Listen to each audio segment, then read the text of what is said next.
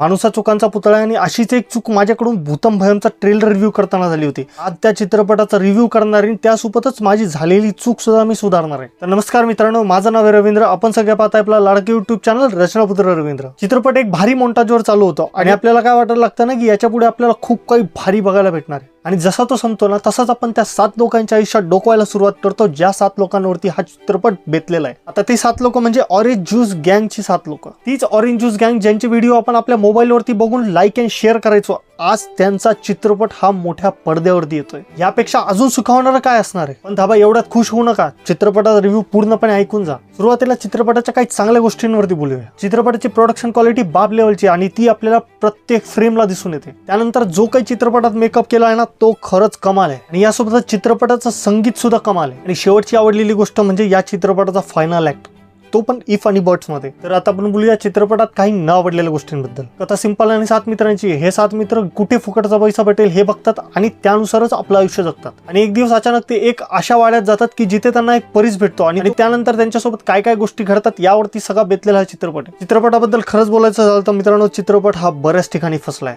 खरंच सांगतो। आणि काही काही ठिकाणी तर अक्षरशः आपण झोन आउट व्हायला लागतो। चित्रपट पूर्ण वेळ कन्सिस्टंट नसतो, तो कधी पॉइंटवर येतो कधी भर करतो, हे पूर्ण चित्रपटवर चालू असतं। आता कथेप्रमाणे जर विचार केला तर चित्रपट त्यानुसार प्रोग्रेस करताना दिसत नाही। चित्रपटाचा फर्स्ट हाफ एवढा लेंदी वाटला की मी कुठेच एंगेज होऊ शकलो नाही, कारण चित्रपटाचा फर्स्ट हाफ एवढा स्लो पेस्ट आहे ना की तो अक्षरशः रटाळवाणा वाटायला लागतो। पडद्यावरती जे काही दिसतंय ना त्याचा इम्पॅक्ट जाणवायला हवा ना तो कुठेच जाणवत नाही। जठाई, सरोजिनी आणि श्रीमान यांची पात्र तर अक्षरशः वाया जातात। म्हणजे इथे सरोजिनीचं पात्र काय पर्पज सर्व करत होतं हे शेवटपर्यंत समजलं नाही। जठाईच्या पात्राला बघून कुठेच भीती वाटत नव्हती, पण हा तिचा मेकअप फार भारी केला होता। आणि श्रीमानला तर फक्त बॅकग्राऊंड मध्ये नाचायला ठेवलंय। अरे ते लोक त्याला त्याच्या सोबत सुद्धा नाचायला घेत नाहीत। मला वाटलं तर श्रीमानला 2-4 संवाद देऊन ते त्याचा उपयोग करून घेतील, पण त्याला त्यांनी तेवढं सुद्धा फुटेज दिलं। सतत वाटत असतं की काही ना काहीतरी मिसिंग आहे। चित्रपटाची लेंथ 2.25 तास आहे, पण ते सुद्धा खूप वाटायला लागतात। चित्रपटाची स्टोरी प्रॉमिसिंग आहे, पण तो फसतो कुठे तर स्क्रीन प्ले मध्ये। पूर्ण चित्रपटात कॉमिक पंचेस कुठेच लँड करत नाही।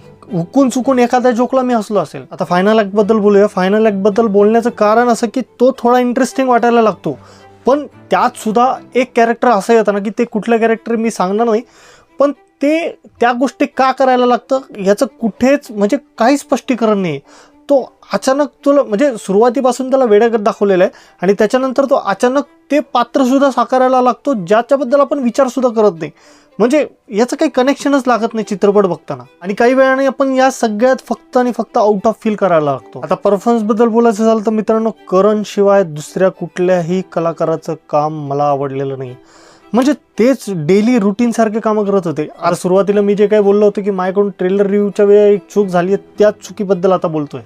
मी त्यावेळी बोललो होते की दिग्दर्शकाने या सगळ्यांकडून कसलेलं काम काढून घेतलंय आणि हे मला कुठेतरी जाणवलं की यात मी चुकीचं ठरलोय। चित्रपटामध्ये करण शिवाय दुसऱ्या कुठल्याही पात्राकडून किंवा दुसऱ्या कुठल्याही कलाकाराकडून कसलेलं काम जाणवतच नाही। करण तरी एक वेळ तुम्हाला मॅच्युअर ऍक्ट करताना वाटतो, पण बाकीचे जेवढे काही कलाकार आहेत ना ते अक्षरशः ठीक आहे असंच चालू आहे। आणि दिग्दर्शनाबद्दल बोलायचं झालं तर मित्रांनो, दिग्दर्शक हे पूर्ण चित्रपटभर खूप जास्त कन्फ्यूज वाटले। माझ्या मते तुम्ही जाणून या चित्रपटाचे जे दिग्दर्शक आहेत त्यांना सुद्धा ट्राय करून बघितलं असतं तर चित्रपट अजून चांगला झाला असता। पण तरी मी तुम्हाला सांगेन की तुम्ही तुमच्या परिवारासोबत जाऊन चित्रपट एकदा नक्की बघू शकता। जर आपण टेक्निकली चित्रपट बघायला गेलं तर चित्रपट खरंच चांगला झाला। यातले जे कलर ग्रेडिंग वापरलंय ते सुद्धा छान आहे, त्याच्यासोबत अंधारातले सीन सुद्धा ब्राईट दिसतात आणि मेन म्हणजे या चित्रपटाची प्रोडक्शन क्वालिटी ना ती खरंच बाप आहे। त्यामुळे एकदा तुम्ही चित्रपटाला चान्स नक्की देऊ शकता। तर मित्रांनो, माझ्याकडून मी या चित्रपटाला देईल 5 पैकी 2 स्टार। तर मित्रांनो, हा होता माझा भूतम भयम या चित्रपटाचा रिव्ह्यू। हा तुम्हाला कसा वाटला हे तुम्ही खाली कमेंट करून सांगा। आणि जर तुम्ही चित्रपट बघितला असेल तर चित्रपटाबाबतीत तुमच्या काय भावना आहेत त्या सुद्धा तुम्ही खाली कमेंटमध्ये व्यक्त करायला विसरू नका। आणि सोबतच जर तुम्ही माझ्या यूट्यूब चॅनलला आणि माझ्या इंस्टाग्राम पेजला फॉलो आणि सबस्क्राईब केलं नसेल, इंस्टाग्राम पेजला फॉलो करा आणि सोबतच माझ्या यूट्यूब चॅनलला म्हणजे या चॅनलला सबस्क्राईब करायला विसरू नका। तर मित्रांनो, भेटूया पुढच्या येणाऱ्या अशाच का चांगल्या व्हिडिओमध्ये। तुर्तात धन्यवाद, काळजी